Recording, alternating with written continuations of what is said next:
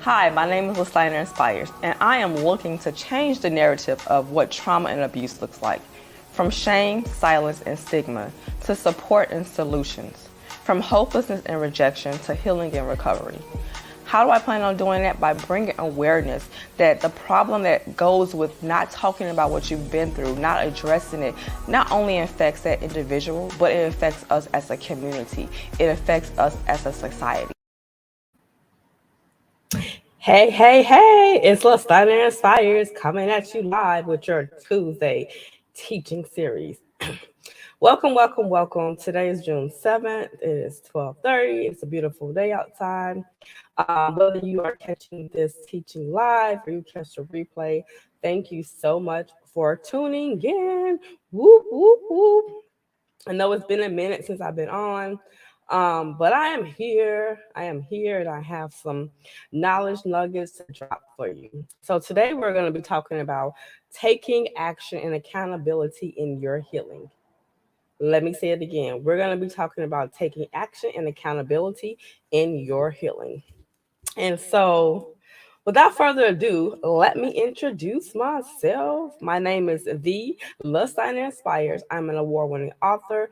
I am a healing and recovery accountability coach as well as expert speaker. I am also the owner of Rock Your Rebel, where I do creative content and creative strategies for ministries and ministers alike. I am also the author of 5 books. One of them are award-winning poetry book, and I am a workshop facilitator as well. And I'm a mother of 3 wonderful young men and grandmother of 1 grandson. So that is who I am. I am the Listiner Inspires. If you have not tuned into one of my teachings before, it's very impactful. So make sure you grab your pen and your paper so you can take some knowledge nugget notes. So without further ado, I got my notes this time on my phone. I wanted to do something a little bit different because usually I print out the paper, I look at it, I'm like, you know what, let me be sustainable and let me not keep printing out paper when everything is digital. So, excuse me.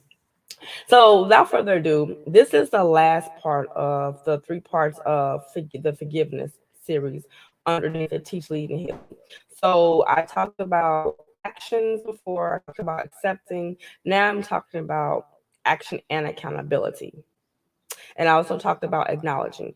And so today, the question I have before you was, are you holding someone else accountable for your healing? A lot of times, I won't say a lot of times, but sometimes when we experience things that may be traumatic, and the definition of traumatic is something that changes you, that something that affects you, and usually in a negative way, and impacts you in a negative way.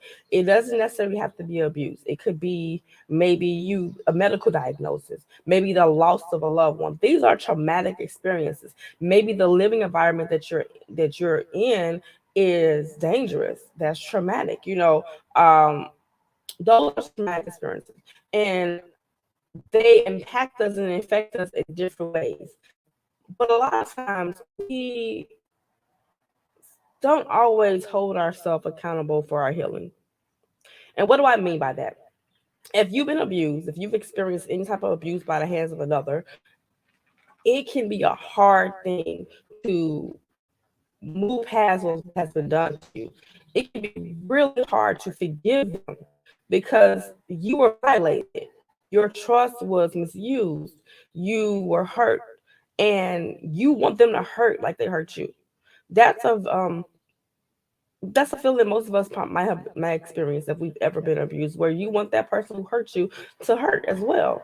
And I can understand that, but that is not a healthy perspective, because you have to take the responsibility to start your healing process. And that starts with forgiveness, right? Forgiveness is not something that is gonna make them absolute from what they've done. It's not going to justify what they've done to you, but it helps you to move beyond what happened to you so that you can start to heal, so you can start to grow, so you can start to be made whole from what you experienced. And it's not an easy process. It can take a while, but you don't want to prolong it by never ever starting that process. And you don't want to prolong it by waiting for someone to give you closure, waiting for someone to acknowledge that they did you wrong, waiting for someone to say sorry. That may never come. So then what would you do? Are you going to hold on to that hurt? Are you going to hold on to that anger? Are you going to hold on to those feelings of resentment and regret? Or are you going to let that go by letting go what was done to you, by forgiving them and holding yourself accountable for your healing? In order to hold yourself accountable, you have to acknowledge that what was done to you was wrong. You have to accept the fact that this this incident, this person, the circumstance was not good and that it was not your fault.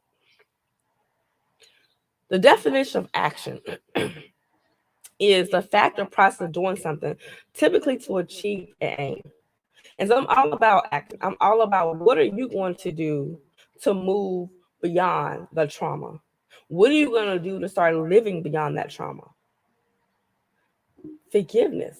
And that's an action step. That is actively saying, I'm going to forgive that person. You don't have to call them up and say, I forgive you. You don't have to send them a message. You don't have to text them and say that. That's between you, yourself, and God.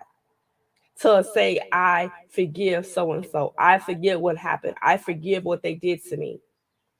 Now let me move on forward in my healing. Let me start my healing. Let me begin it. Let me continue on it.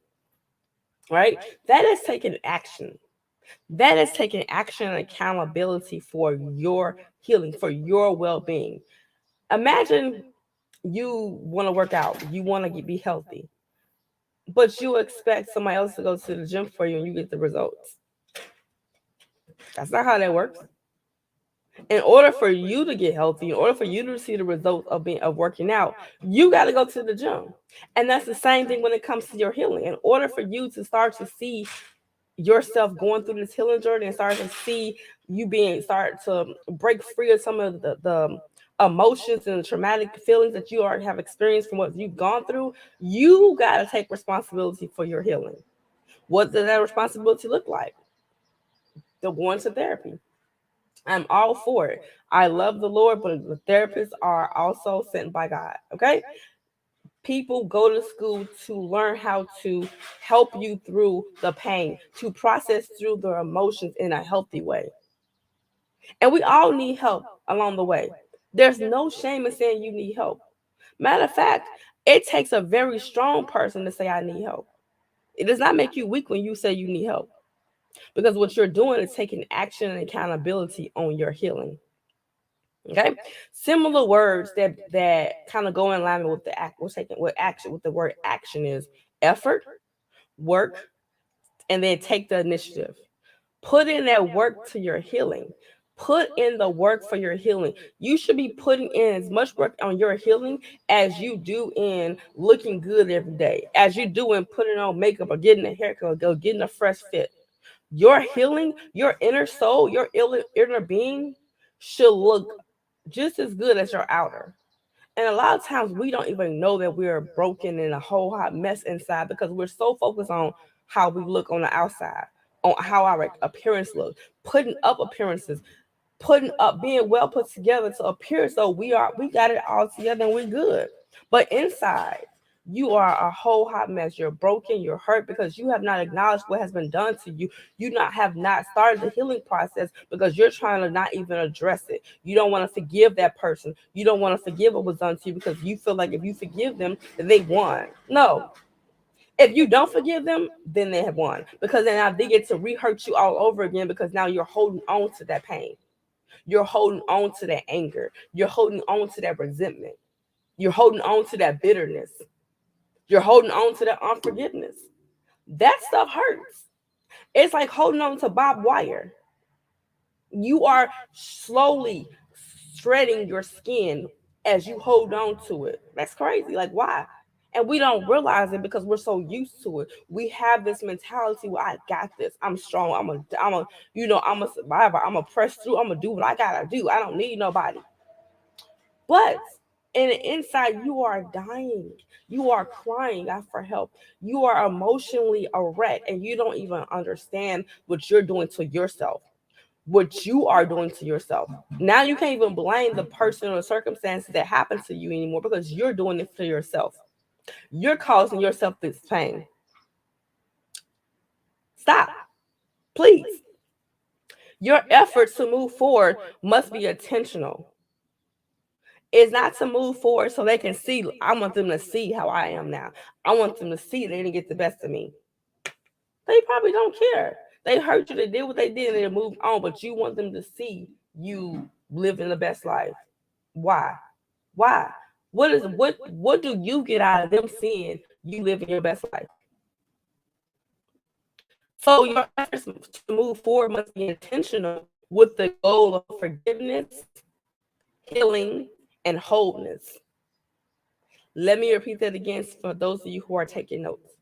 Your efforts to move forward must be intentional with the goal of forgiveness, healing, and wholeness. We should not be setting goals to move forward so that those around us can see that we done made it. That's not. So you're doing it for the gram, you're doing it for Facebook, you're doing it for those that are watching you. But how does that help you, your soul? That's slowly just falling apart. How does it help your inner man? How does it help your innermost being start to heal if you're doing it for everything else outside of inside of who you are inside? Because what has been done to you affects you. It doesn't affect everybody else. And what you're doing to yourself affects you. So if you're the only sole person being affected by this, why are you wanting to do certain things so people can see you've made it or you arrived? Where have you arrived to? Because last time I checked, you're still broken and hurt. Last time I checked, you haven't dealt with that unforgiveness. Last time I checked, you haven't dealt with that resentment, that anger, that bitterness, that I can do this and I don't need nobody attitude. Check yourself because you are gonna lead yourself down a road to destruction, and we don't want that. So be intentional about the effort that you're putting forward, and it's gonna be the effort you're putting forward is for you, for your healing. You're gonna forgive these people. You're gonna move forward in wholeness. But and then when you start to do that for yourself, those that are directly impacted by you, whether it's as a child, whether it's your parenting, whether it's your businesses, your purpose, will start to reap the reward of a healed person because you're doing it for the right reasons. There will be work.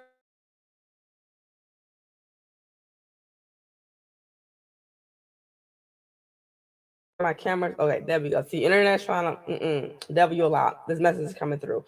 So there will be work to be done on your healing journey, but it will not be in vain. Anything that's worthwhile is going to require work. You work hard on your business. You work hard to get your money.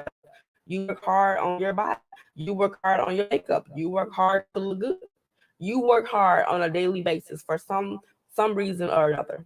Why not adding working hard when you're healing as a everyday thing? When you're getting up, brushing your teeth, you should be processing what can I do today on my healing journey that's going to keep me whole, that's going to keep me moving forward in my healing. Think about what you can do.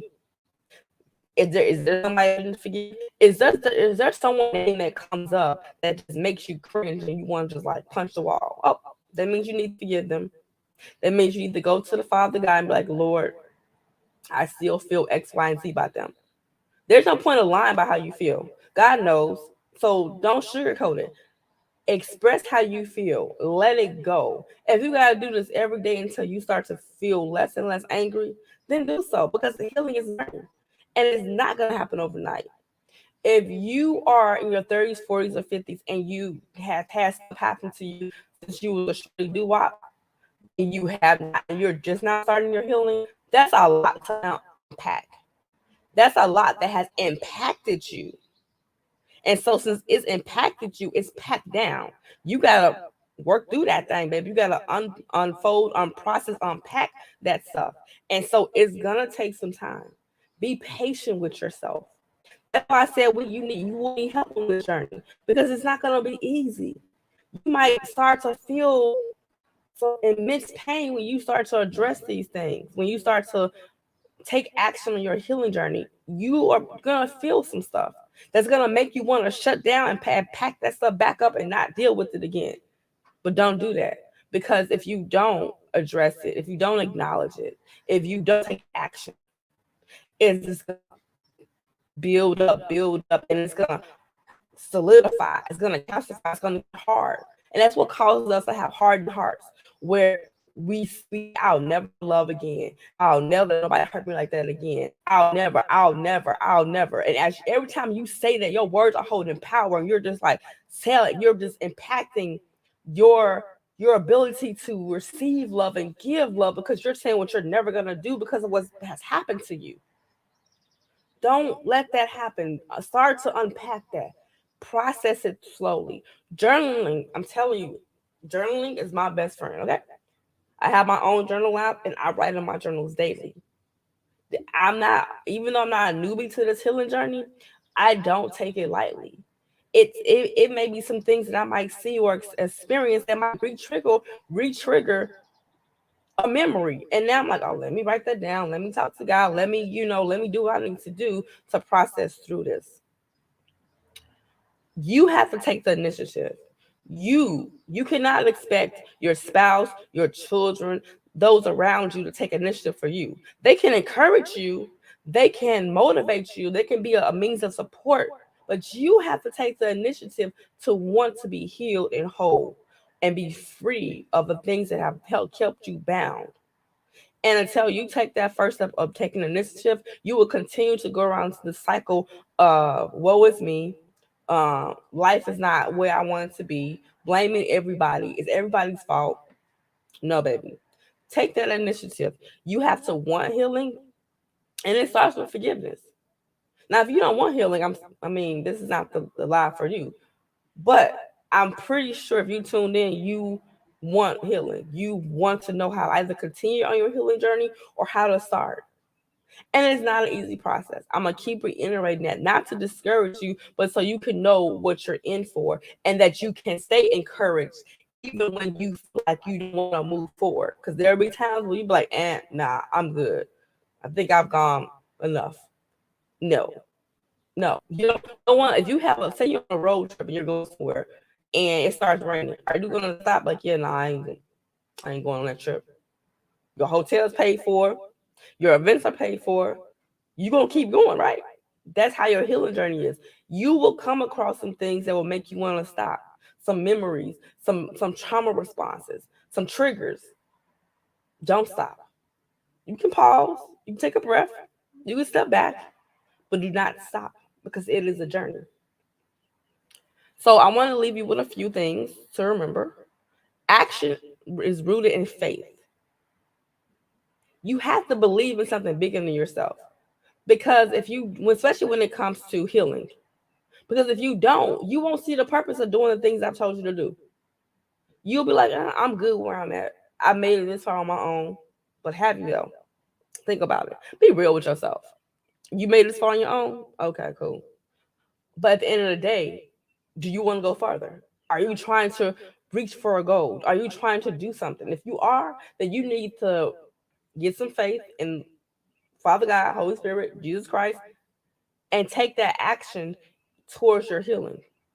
Because when you believe in something bigger than yourself and you accept God's love for you into your life, the new things start to happen. You start to experience a hope. You start to experience future. You start to believe that you can live beyond this pain. You start to see a future that does not have pain in it like that. You know, a lot of times when we've had experienced pain, we're used to pain. We kind of just feel like that's how our life is. It's full of pain. Yeah, just what I'm how I was built. No, we're gonna experience some stuff, but life isn't meant to be all pain. There will be some moments and some experiences that will happen. But if every day, all day you just experience pain, baby, that's not how you're not living. Okay. You want to be able to live with purpose. You want to be able to live beyond your trauma. You want to be able to just live a life that's full of joy, that's full of hope, that's full of peace. And that happens when you are willing to start your healing journey. I want you to think of some positive changes that you would like to see in your life. Write it down. Take some time to think about it. What are some, and I'm going to write the questions in, write it in the comments so you can really have a reflective thought about it. What are some positive changes you like to see in your life? And think about that. Be honest with yourself. You don't have to tell me the answer. It's for you, not me. And you know I'm trying to spell and talk and write at the same time, right?